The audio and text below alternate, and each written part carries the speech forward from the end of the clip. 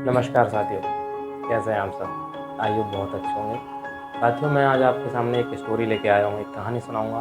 बहुत इंटरेस्टिंग कहानी है और कहानी है एक मिडिल क्लास स्टूडेंट की। मिडिल क्लास स्टूडेंट होते हुए उसने 12th में अच्छे नंबर हासिल किए और 12th में अच्छे नंबर हासिल करने के बाद उसको उसके माँ बाप ने उसको एक बाज़ार में भेज देते हैं, अच्छी सिटी में भेज देते हैं पढ़ने के लिए, आगे की तैयारी करने के लिए, गवर्नमेंट एग्ज़ाम तैयारी करने के लिए।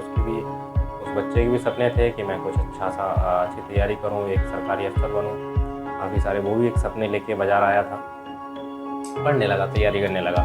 तैयारी करते करते उसको लगभग 2 से ढाई साल हो चुके थे, लेकिन आखिरकार कोई रिजल्ट सामने नहीं आ रहा था। और जब रिजल्ट सामने नहीं आया तो थोड़ा सा वो मायूस होने लगा, उस समय थोड़ा सा उदास रहने लगा, क्योंकि घर से भी उतना फाइनेंशियली उसको सपोर्ट नहीं था। काफ़ी सारी दिक्कत आने लगी थी, खर्चे पूरे नहीं हो रहे थे, तो इन सब को लेकर थोड़ा सा परेशान था।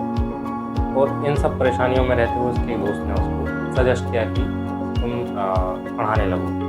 उसने उसको एक प्राइवेट स्कूल बताया। प्राइवेट स्कूल में एक टीचर्स की ज़रूरत थी, मैथ उसका हालांकि अच्छा था, तो मैथ का वहाँ टीचर बनेगा और एक अच्छी सी सैलरी पर, ज़्यादा कोई ख़ास सैलरी नहीं थी, लेकिन एक नॉर्मल सैलरी पर जाके वो वहाँ पढ़ाने लगा। पढ़ाते पढ़ाते उसको लगभग 1 साल से जाना हो चुका था। उसको एक बात समझ आ चुकी थी कि जिस सैलरी पर वो वहाँ पढ़ा रहा था, जॉब कर रहा था, समय अपना पूरा दे रहा था, लेकिन उस सैलरी से वह कुछ नहीं कर पा रहा था। उसके खुद के खर्चे पूरे हो पा रहे थे, ना तो वो सेविंग कर पा रहा था, ना अपने फैमिली के लिए दे पा रहा था। केवल और केवल अपने खर्चे पूरे कर पा रहा था, जबकि वह समय पूरा दे रहा था। पढ़ाते पढ़ाते उसको 1 से 1.5 साल के लगभग जाना समय हो चुका था। उसने उस जॉब को क्विट कर दिया, आगे कंटिन्यू नहीं किया। लेकिन पढ़ाने से उसने जो एक्सपीरियंस लिया, वो एक बात समझ चुका था कि जब तक वो खुद के लिए एक स्केल पर काम नहीं करेगा, तब तक वह पैसा नहीं कमा पाएगा। और ये भी जान चुका था कि इस प्रकार से अगर तैयारी करेगा तो सरकारी नौकरी भी नहीं ले पाएगा। उसने वहाँ उस स्कूल में पढ़ाने के पश्चात एक बात सीख के निकला उस स्कूल से। उसने सीखा कि जब तक वो किसी के लिए काम करेगा, वो भले ही छोटी सी सैलरी पर काम कर रहा है, लेकिन वो किसी को कमा के दे रहा है।